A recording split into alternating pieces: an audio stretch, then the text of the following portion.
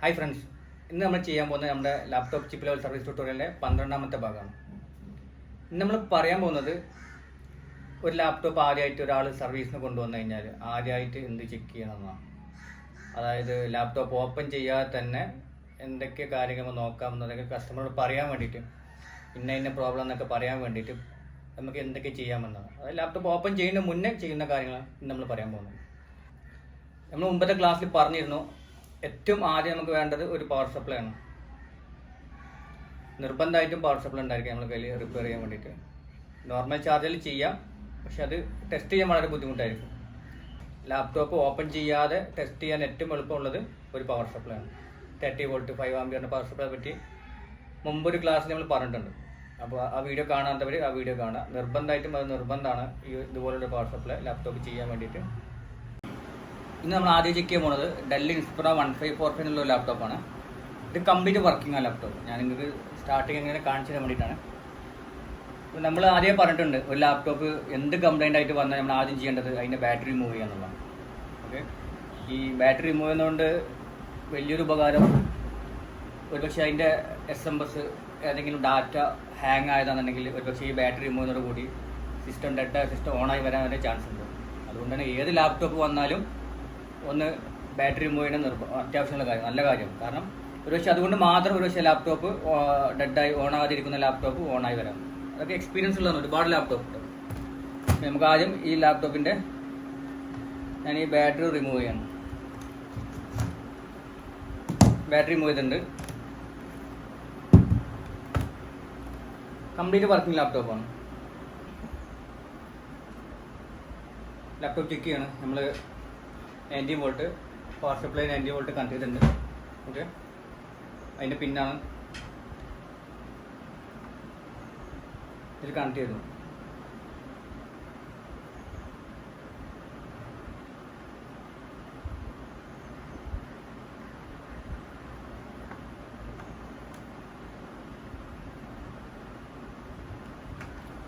നമ്മൾ ആദ്യമായിട്ട് ഒരു ഡെൽ ഇൻസ്പിറോ 1545 എന്നുള്ള ലാപ്ടോപ്പ് ചെക്ക് ചെയ്യാൻ പോകുന്നത്. ഈ പവർ സപ്ലൈ കണക്ട് ചെയ്ത കേബിളാണിത്. നോർമൽ ലാപ്ടോപ്പിൻ്റെ ചാർജർ അല്ല, ഇതിലാണ് കണക്ട് ചെയ്തിട്ടുള്ളത്. ഞാൻ എൻ്റെ സിസ്റ്റത്തിൽ കണക്ട് ചെയ്യാൻ പോകുന്നത് 1545 ലാപ്ടോപ്പ് കണക്ട് ചെയ്യാൻ പോകുന്നത്. ബാറ്ററി റിമൂവ് ചെയ്തിട്ടുണ്ട്. അത് കണക്ട് ചെയ്യുന്നു. ഓക്കെ, അപ്പോൾ ലാപ്ടോപ്പിൽ ലൈറ്റ് കാര്യമൊന്നുമില്ല. പക്ഷേ ഇതിൽ നമ്മുടെ പവർ സപ്ലൈയിൽ ആംപിയർ കാണിക്കുന്നത് 0.001 ആണ്. അതായത് ഈ 0.001 ഓക്കെ, ഞാൻ 2-3 ലാപ്ടോപ്പ് കൂടെ കാണിക്കാം, അത് കഴിഞ്ഞിട്ട് പറയാം. ഓക്കെ, ഇത് നോർമൽ ആണെന്നുണ്ടെങ്കിൽ 0 കാണിക്കുന്നത്, അത് ഞാൻ കാണിക്കാം, ഫോട്ടോ കാണിക്കാം. ഓക്കെ, ഇത് ഇപ്പോൾ ഇത് കണക്ട് ചെയ്യുമ്പോൾ 0.001 0.02 ആണ് കാണിക്കുന്നത്. ഓക്കെ, ഇനി ഇത് മാറ്റി വെച്ചിട്ട് നമുക്ക് വേറെ ലാപ്ടോപ്പ് ചെക്ക് ചെയ്ത് നോക്കാം.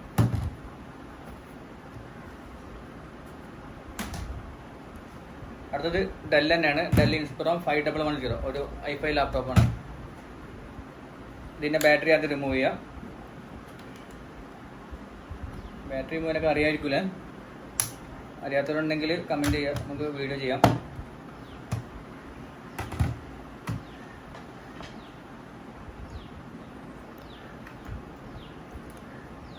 ഇപ്പോൾ ഇതിൽ കാണിക്കുന്നത് 0.005 ആംപിയറാണ്. അതായത് ജസ്റ്റ് ലാപ്ടോപ്പ് കണക്ട് ചെയ്തപ്പോൾ കാണിക്കുന്നത് 0.005 ആംപിയറാണ്. ഓക്കെ, ഇത് ഷേക്ക് ചെയ്യുന്നുണ്ട്, വ്യത്യാസമൊന്നുമില്ല. അപ്പോൾ ഇത് മാറ്റി വെക്കാം.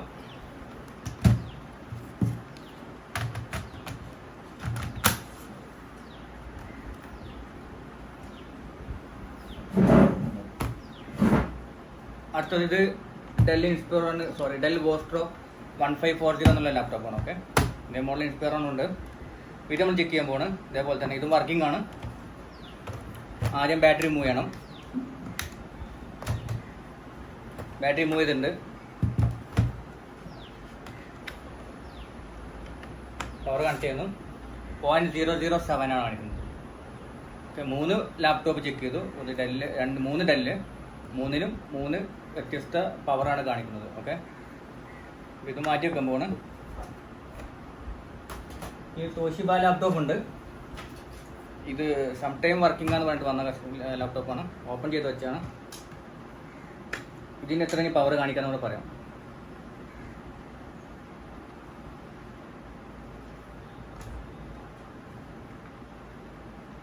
ഇത് കാണിക്കുന്നത് 0.008 ആണ്. ഓക്കെ, 0.010 വരെ കാണിച്ചു ആദ്യം. പിന്നീട് ഇപ്പോൾ കാണിക്കുന്നത് സ്റ്റേബിളായി നിൽക്കുന്നത് 0.008 ഓക്കെ, ഇത് റിമൂവ് ചെയ്യാണ്.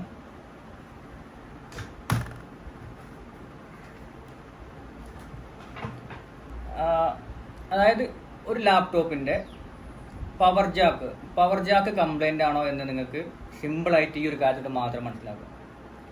ഈ കാണിച്ചു തന്ന ഏതെങ്കിലും ഒരു ലാപ്ടോപ്പിൽ പവർ ജാക്ക് കംപ്ലൈൻ്റ് ആയിട്ടുണ്ടെങ്കിൽ ഇത് ജസ്റ്റ് ഒന്ന് ഷെയ്ക്ക് ചെയ്താൽ മതി. ഈ പവർ ജാക്ക് ഉണ്ടല്ലോ, കേബിള് നമ്മൾ ഈ ലാപ്ടോപ്പിൽ വെക്കുക, ഇങ്ങനെ കണക്ട് ചെയ്തിട്ട് ഒന്ന് ഷെയ്ക്ക് ചെയ്ത് കഴിഞ്ഞാൽ ഒന്നെങ്കിൽ ഇവിടെ 0 കാണിക്കുന്നു. ഇത് നോർമലി നമ്മൾ നേരത്തെ പറഞ്ഞു 0.001 മുതൽ 0.007 വരെ ഇതുവരെ കാണിച്ചിട്ടുണ്ട്. ഇത് ഷെയ്ക്ക് ചെയ്യുന്ന സമയത്ത് ഇത് 0.000 ആണോ അല്ല എന്നുണ്ടെങ്കിൽ ഇതേപോലെ ഏതെങ്കിലും ഒരു വോൾട്ട് വാല്യൂ കാണിക്കാൻ 0.001 വരെ കാണിക്കുകയെന്നുണ്ടെങ്കിൽ നമുക്ക് ഉറപ്പിക്കാം ഏകദേശം ഇതിൻ്റെ പവർ ജാക്ക് ഓക്കെ ആണെന്നുള്ളത്. ഓക്കെ, ഇതാണ് നമ്മൾ ആദ്യം പറഞ്ഞത്, ഒരു ലാപ്ടോപ്പ് ഓപ്പൺ ചെയ്യാതെ തന്നെ പല കാര്യങ്ങളും ചെയ്യാറുണ്ട്. അപ്പോൾ നിങ്ങൾ പോയിക്കും ഇതിലിപ്പോൾ ആകെ അറിയാൻ പറ്റുന്ന പവർ ജാക്ക് മാത്രമല്ല ഇതേപോലെ ഏതൊക്കെ സ്റ്റേജ് ഓൺ ആവുന്നുണ്ട്, വർക്ക് ചെയ്യുന്നുണ്ടെന്നൊക്കെ അറിയാൻ ഇതുപോലെ സാധിക്കും. അപ്പോൾ ഇത് ഞാൻ പറഞ്ഞ് ഞങ്ങൾക്ക് മനസ്സിലാവില്ല, അതുകൊണ്ടാണ് ഇപ്പോൾ ഇത് പവർ ജാക്കിൻ്റെ കാര്യം മാത്രം പറയുന്നത്. ഇപ്പോൾ നിങ്ങൾക്ക് മനസ്സിലായിട്ടുണ്ടാവും പവർ ജാക്ക്, അതായത് ഒരു ലാപ്ടോപ്പ് വന്നു കഴിഞ്ഞാൽ ഈ ഒരു പവർ സപ്ലൈ ഉണ്ടെന്നുണ്ടെങ്കിൽ സിമ്പിളായിട്ട് പവർ ജാക്ക് കംപ്ലൈൻ്റ് ആണോ ഇല്ല നിങ്ങൾക്ക് ഇപ്പോൾ മനസ്സിലാക്കാൻ പറ്റും. ഓക്കെ, അതേപോലെ തന്നെ ഇത് ഷോർട്ട് ആണെങ്കിലും ഏകദേശം 0.0 കാണിക്കൽ, അത് മനസ്സിലാക്കാൻ വേറെയും കാര്യമുണ്ട്. പക്ഷേ നിങ്ങൾക്ക് മനസ്സിലാക്കാം ഇത് 0.0 ആണ് കാണിക്കുന്നുണ്ടെങ്കിൽ 90% അത് പവർ ജാക്ക് കംപ്ലൈൻ്റ് ആയിരിക്കും. ഷോർട്ട് ആണെങ്കിൽ 0.0 അല്ല കാണിക്കൽ. ഓക്കെ,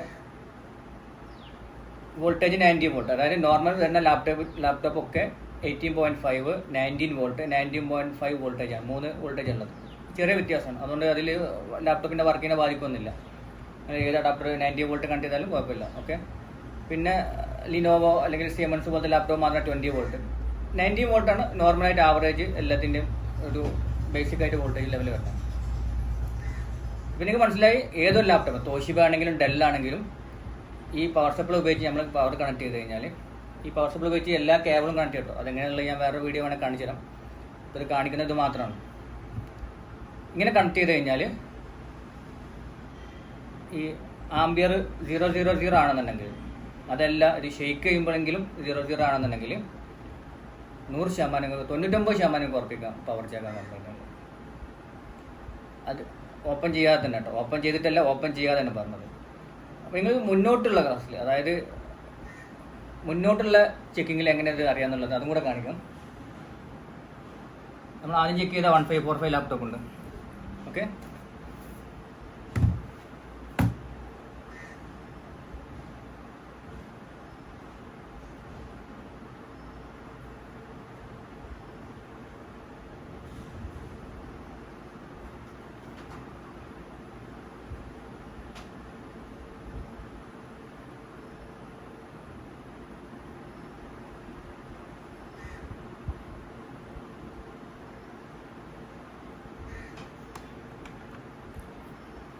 നമ്മൾ ആദ്യം ചെക്ക് ചെയ്ത 1545 ലാപ്ടോപ്പാണ്. ഇതിൻ്റെ ഫസ്റ്റ് ഇത് കാണിക്കുന്നത് 0.002 ആണ്. ഓക്കെ, ഞാൻ അത് ഓൺ ചെയ്ത് നോക്കുകയാണ്, എന്താ സംഭവിക്കുന്നത് നോക്കാം.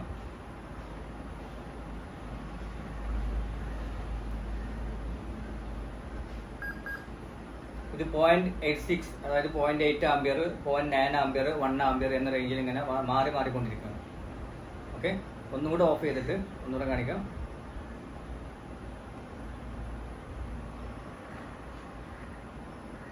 ഇതിൽ നിന്ന് ഞാൻ കൂടുതലായിട്ടൊന്നും പറയുന്നില്ല, കാരണം ഇപ്പോൾ ഇതെല്ലാവരും കൂടി പഠിച്ചാൽ ഞങ്ങൾക്ക് ബുദ്ധിമുട്ടാവും, മനസ്സിലാവില്ല, അതുകൊണ്ടാണ്. പക്ഷെ ഇതാണ് ലാപ്ടോപ്പിൻ്റെ വർക്കിംഗ്.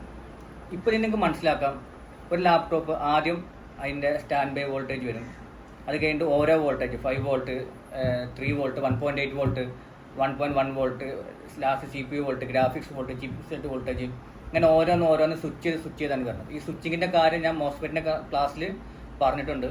അപ്പോൾ അത് കാണാത്തവർ, അത് മനസ്സിലാകാത്തവർ അത് കാണുന്ന നിർബന്ധം. ഓക്കെ, അത് മനസ്സിലാകാത്തവർ അതൊന്ന് കാണുക. ഇങ്ങനെയാണ് ഇതുകൊണ്ടുള്ള ഒരു ഉപയോഗം. ഇത് പറഞ്ഞിട്ടില്ല, ജസ്റ്റ് ഞാൻ പവർ ജാക്കിൻ്റെ കാര്യം മാത്രമേ പറഞ്ഞത്. ഓരോ സ്വിച്ചിങ് ആണ് ലാപ്ടോപ്പിൻ്റെ വർക്കിംഗ്. സാധാരണ നമ്മൾ പഠിക്കുന്നത് 1 2 3 4 5 എന്നാണെങ്കിൽ ലാപ്ടോപ്പിൻ്റെ വർക്കിംഗ് വരുന്നത് 5 4 3 2 1 എന്നൊരു രീതിയിലാണ്. അതായത് ഇപ്പോൾ നമ്മൾ സ്റ്റാർട്ടിങ്ങിൽ നമ്മൾ പവർ ജാക്ക് കണക്ട് ചെയ്ത് വെച്ച ആ സ്റ്റേജ് ഉണ്ടല്ലോ, അത് അതിൻ്റെ 5 എന്നുള്ള സ്റ്റേജാണ്. അതിന് ശരിക്കും പറയുന്നത് S5 എന്നുള്ള സ്റ്റേജാണ്. പക്ഷേ ഞാനത് തിയറിക്കലായിട്ട് പറഞ്ഞെങ്കിൽ മനസ്സിലാകാതിരിക്കാൻ വേണ്ടിയിട്ടാണ്. തിയറിറ്റിക്കലായിട്ട് പറഞ്ഞു കഴിഞ്ഞാൽ അത് മനസ്സിലാക്കാനുള്ള ബുദ്ധിമുട്ട് വരാതിരിക്കാൻ വേണ്ടിയിട്ടാണ് നോർമലി 5 എന്നുള്ള നമ്പർ പറഞ്ഞത്. അപ്പോൾ ആദ്യം 5, അത് കഴിഞ്ഞ് നമ്മൾ ഓൺ ആകുന്നതോട് കൂടി അത് 4ലേക്ക് വരും. പിന്നെ അത് ഓരോന്ന് റാമിലേക്കോ ചിപ്പിലേക്കോ വരുമ്പോൾ 3ലേക്ക് വരും, 3ലേക്ക് വരും. അത് കഴിഞ്ഞ് 2, അത് കഴിഞ്ഞ് 1. ഓക്കെ, ഈ 1ലാണ് ലാപ്ടോപ്പിൻ്റെ എല്ലാ ഭാഗങ്ങളും പവർ വരുന്നത്. CPU, റാം എല്ലാ ഭാഗങ്ങളും പവർ വരും. അത് കഴിഞ്ഞ് പിന്നെ സിസ്റ്റം ഓണായി ഡിസ്പ്ലേ ഒക്കെ വന്നതിന് ശേഷമാണ് സൗണ്ട് IC അതുപോലെ നെറ്റ്വർക്ക് IC ഇതിലേക്കൊക്കെ പവർ കണക്ട് ചെയ്യുന്നത്. ഇതൊക്കെ സ്വിച്ചിങ് ആണ്. ലാപ്ടോപ്പിലെ ഓരോ വോൾട്ടേജ് സ്വിച്ചിങ് ആണ്. ഈ സ്വിച്ചിങ് മനസ്സിലാക്കിയിട്ട് മാത്രമാണ് ലാപ്ടോപ്പ് എവിടെയൊക്കെ വർക്ക് ചെയ്യുന്നുണ്ട്, ലാപ്ടോപ്പ് എന്തുകൊണ്ടാണ് വർക്ക് ചെയ്യാത്തത്, എന്തുകൊണ്ടാണ് ലാപ്ടോപ്പ് ഡിസ്പ്ലേ വർക്ക് ചെയ്യാത്തത്, എന്തുകൊണ്ടാണ് സൗണ്ട് വർക്ക് ചെയ്യാത്തത്, എന്തുകൊണ്ടാണ് നെറ്റ്വർക്ക് വർക്ക് ചെയ്യാത്തത്, എന്തുകൊണ്ടാണ് ഹാർഡ് ഡിസ്ക് എടുക്കാത്തത്, ഇതൊക്കെ മനസ്സിലാക്കുന്നത് ഈ സ്വിച്ചിങ്ങിലാണ്. ഈ വോൾട്ടേജ് നമ്മൾ പറഞ്ഞിട്ട് മുമ്പേ നമ്മൾ ചെക്ക് ചെയ്യുന്നത് കംപ്ലീറ്റ് വോൾട്ടേജിൻ്റെ കാര്യമാണ്. അപ്പോൾ ഈ വോൾട്ടേജ് സ്വിച്ചിങ് മോസ്ഫെറ്റ് ക്ലാസ് മനസ്സിലാകാത്തവർ ഒന്നും കൂടെ കാണുക. ഈ ഓരോ മോസ്ഫെറ്റ് വെച്ചിട്ട് അതൊക്കെ സ്വിച്ച് ചെയ്യുന്നത്, മിക്ക വോൾട്ടേജ് സ്വിച്ച് ചെയ്യുന്നത്. അതായത് ഈ സൗണ്ട് IC പോലത്തെ ICക്ക് മാത്രമാണ് വേറൊരു ചെറിയൊരു IC വെച്ചിട്ട് സ്വിച്ച് ചെയ്യുന്നത്. ബാക്കി എല്ലാതും മോസ്ഫെറ്റിൽ നിന്നാണ് ഡയറക്റ്റ് സ്വിച്ച് ചെയ്യുന്നത്. ഏത് വോൾട്ടാണെങ്കിലും 3 വോൾട്ട് ആണെങ്കിലും ഈ 3 വോൾട്ട് വന്നിട്ട് അല്ലെങ്കിൽ 1.5 വോൾട്ടൊക്കെ വന്നിട്ട് അത് പല ഭാഗങ്ങളിലേക്ക് പോകും. ഈ 5 വോൾട്ട് തന്നെ സൗണ്ട് ICക്ക് വേണ്ടി വരും, നെറ്റ്വർക്കിന് വേണ്ടി വരും, അതുപോലെ ചിപ്സെറ്റിന് ഹാർഡ് ഡിസ്കിന് വേണ്ടി വരും. ഇതൊക്കെ ചെയ്യുന്നത് ഒരുമിച്ചല്ല. ഇതൊക്കെ മിക്ക ലാപ്ടോപ്പിലും 3 മോസ്ഫെറ്റ് ആയിരിക്കും, 3 രീതിയിലായിരിക്കും സ്വിച്ച് ചെയ്യുന്നത്. ഞാൻ കൂടുതൽ പറഞ്ഞു കഴിഞ്ഞാൽ ഞങ്ങൾക്ക് കൂടുതൽ മനസ്സിലാക്കാൻ ബുദ്ധിമുട്ടാവും. അതുകൊണ്ടാണ് ഇപ്പോൾ പറയാത്തത്. ഏകദേശം നിങ്ങൾ മനസ്സിലാക്കുക, ഓരോന്നും സ്വിച്ച് ചെയ്യുന്നത് ഓരോ മോസ്ഫെറ്റ് ഉപയോഗിച്ചായിരിക്കും. ഇനി ലാപ്ടോപ്പിൽ തന്നെ ഇപ്പോൾ ഞാൻ പറയാൻ പോകുന്നത് ഇനി അടുത്ത കാര്യം വീഡിയോ ലെങ്ത് കൂടുക എന്നുള്ളതാണ്. കാരണം ഇങ്ങനൊരു കാര്യം പറഞ്ഞു വരുമ്പോൾ അതിൻ്റെ കൂടെ പല കാര്യങ്ങളും പറയേണ്ടി വരും. പിന്നീട് അത് പറയാൻ എനിക്കും ഓർമ്മ ഉണ്ടാവില്ല, വിട്ടുപോകും. അതുകൊണ്ടാണ് ഓരോ കാര്യങ്ങൾ കൂടുതൽ ഇങ്ങനെ പറഞ്ഞുകൊണ്ട് വരുന്നതും വീഡിയോ ലെങ്ത് കൂടുന്നതും. പലർക്കും താല്പര്യമുണ്ട്. ഇപ്പോൾ ഞാനും യൂട്യൂബ് കാണുന്ന ഒരാളാണ്. വലിയൊരു വീഡിയോ വന്നു കഴിഞ്ഞാൽ എനിക്കും കാണാൻ താല്പര്യമുണ്ട്. പക്ഷേ നമുക്കിത് പറഞ്ഞേ പറ്റൂ, അതുകൊണ്ടാണ് അത് പറയുന്നത്. അപ്പോൾ അത് വീഡിയോ ലെങ്ത് കൂടുന്ന ബുദ്ധിമുട്ടുള്ളവരൊന്ന് ക്ഷമിക്കുക. കാരണം പറഞ്ഞേ പറ്റൂ. ഇല്ലാന്നുണ്ടെങ്കിൽ പിന്നെ ഇത് പറയുന്നത് ഏതെങ്കിലും ക്ലാസ് ആയിരിക്കും. അപ്പോൾ ഞാൻ വിട്ടുപോയാൽ ആ ഭാഗമേ പറയാൻ പറ്റില്ല. ഒരു ലാപ്ടോപ്പിലെ ഒരു 5 വോൾട്ട് 3 വോൾട്ട് IC, ആ ICയിലേക്ക് വോൾട്ടേജ് വന്നു കഴിഞ്ഞാൽ അതിൻ്റെ ഔട്ട്പുട്ടിൽ ആ ഒരു ICക്ക് പല കംപ്ലൈൻറ്റ് വരാം. ഒന്നുകിൽ 5 വോൾട്ട് 3 വോൾട്ട് IC കംപ്ലീറ്റ് ആയി ഷോർട്ട് ആയേക്കാം, ആ ചിപ്പ് ഷോർട്ട് ആയേക്കാം. ഓക്കെ, ഒരുപക്ഷെ ആ ചിപ്പ് വർക്ക് ചെയ്യുന്നുണ്ടാവും, അതിൻ്റെ LDO റെഗുലേറ്ററിൻ്റെ ഫസ്റ്റിൽ വരുന്ന LDO വോൾട്ടേജ് ഒക്കെ ഉണ്ടാവും, അത് വർക്ക് ചെയ്യും. എന്നാൽ അതിൻ്റെ യഥാർത്ഥ വോൾട്ടേജ് 3 വോൾട്ട് 5 വോൾട്ട് കിട്ടില്ല. ഓക്കെ, പിന്നൊരു കംപ്ലൈൻറ്റ് വരുന്നത് ഈ LDO റെഗുലേറ്റർ പോലും വർക്ക് ചെയ്യില്ല, ഷോർട്ടായിരിക്കും. അത് മാത്രമാണ് നമുക്ക് ബോർഡിൽ IC ഷോർട്ടാണെങ്കിൽ മനസ്സിലാക്കാവുന്ന കാര്യം. കാരണം LDO ഷോർട്ടാണെന്നുണ്ടെങ്കിൽ ആ IC ഷോർട്ടാണ്, ഒന്നും ചെയ്യാൻ പറ്റില്ല, റീപ്ലേസ് ചെയ്യണം. പെട്ടെന്ന് മനസ്സിലാക്കാൻ പറ്റുന്ന കാര്യം അത് മാത്രമാണ് ICയിൽ. ഇനി വേറൊരു കാര്യം, ഈ 3 വോൾട്ടും 5 വോൾട്ടും എല്ലാ വോൾട്ടേജും ഈ 3 വോൾട്ട് 5 വോൾട്ട് ICന്ന് കിട്ടും. എന്നാലും സിസ്റ്റം ഓൺ ആക്കുക, അല്ലെങ്കിൽ സിസ്റ്റം ഡിസ്പ്ലേ വരില്ല. അതിനുള്ള കാരണം ഇതിന് ആവശ്യമായ പവർ ആംബിയർ എടുക്കാൻ സാധിക്കാത്തതുകൊണ്ട്. അതും ഈ ഒരു IC 4 കംപ്ലൈൻറ്റ് ഓൾറെഡി ഇപ്പോൾ നമ്മൾ പറഞ്ഞു, ഒരൊറ്റ ICയുടെ കംപ്ലൈൻ്റ് ആണ്. ഇത് 4 രീതിയിൽ വേണം നമുക്ക് മനസ്സിലാക്കാൻ. 5ാമതൊരു കംപ്ലൈൻറ്റ് കൂടെ ഉണ്ട് ഇതിനൊക്കെ വരുന്നത്. ഇതിന് ചെറിയൊരു ഓസിലേറ്റർ ഉണ്ട്, ഒരു ഹൈ ഫ്രീക്വൻസി ഓസിലേറ്റർ വെച്ചിട്ട് വേറൊരു വോൾട്ടേജ് ഉണ്ടാക്കാൻ വേണ്ടിയിട്ട്. അപ്പോൾ ഈ സിസ്റ്റം ഓൺ ചെയ്ത് കഴിഞ്ഞാൽ ഇതേപോലെ 3 വോൾട്ടും 5 വോൾട്ടും ഒക്കെ കറക്റ്റായിട്ട് കാണിക്കും, സിസ്റ്റം ഓൺ ആവും ചെയ്യും. ഓക്കെ, എന്നാൽ ഡിസ്പ്ലേ വരില്ല. സ്വിച്ചിങ് ആകാത്ത കാരണമാണ്. ഈ സ്വിച്ചിങ് ആകാത്ത കാരണം എവിടെ നിന്നാണ് ഈ സ്വിച്ചിങ് ഉണ്ടാക്കിയെടുക്കാൻ നോക്കി കഴിഞ്ഞാൽ നമ്മൾ സ്വിച്ചിങ്ങിൻ്റെ പൾസ് ഉണ്ട്. ആ പൾസ് വരുന്നത് ഒന്നെങ്കിൽ PCH എന്നോ അല്ലെങ്കിൽ ICH എന്നോ അല്ലെങ്കിൽ ഈ IO എന്നോ ഏതെങ്കിലും ആയിരിക്കും. ആ പൾസ് വരെ വരും, ആ പൾസ് വരെ വന്നിട്ടുണ്ടാവും. പക്ഷെ അത് സ്വിച്ച് ചെയ്യാൻ വേണ്ടിയിട്ട് ഈ പറഞ്ഞ 5 വോൾട്ട് 3 വോൾട്ട് ഉണ്ടാക്കുന്ന വേറൊരു വോൾട്ടേജ് ഉണ്ട്. ആ വോൾട്ടേജ് വന്നാൽ മാത്രമേ ഇത് സ്വിച്ച് ആവുള്ളൂ. അതായത് PCH എന്നും അതായത് ചിപ്സെറ്റ് നിന്ന് PCH ICH വിട്ടേക്ക് മനസ്സിലാക്കാൻ ബുദ്ധിമുട്ടാണ്ട്. ചിപ്സെറ്റിൽ നിന്ന് വരുന്നൊരു വോൾട്ടേജ്, ആ വോൾട്ടേജ് ഇതൊക്കെ സ്വിച്ച് ചെയ്യാൻ ഉപയോഗിക്കുന്നത്. ആ ഒരു വോൾട്ടേജ് അല്ല, ഒരു പൾസ്. ആ പൾസ് വന്നിട്ടുണ്ടാവും, പക്ഷെ എന്നാലും ഇത് സ്വിച്ച് ചെയ്യില്ല. കാരണം ഇവിടെ ചെറിയൊരു വോൾട്ടേജ് മിസ്സിംഗ് ഉണ്ട്. ആ വോൾട്ടേജ് ഉണ്ടാക്കുന്നത് ചെറിയ 1-2 കമ്പോണൻസ് കൊണ്ട് മാത്രമാണ്. അപ്പോൾ ഇതൊക്കെ ഒരൊറ്റ IC ആണ്. ഈ 3 വോൾട്ട് 5 വോൾട്ട് IC അല്ലെങ്കിൽ ഇത് സെപ്പറേറ്റ് വരലുണ്ട്. ആ ഒരൊറ്റ IC ആണ്.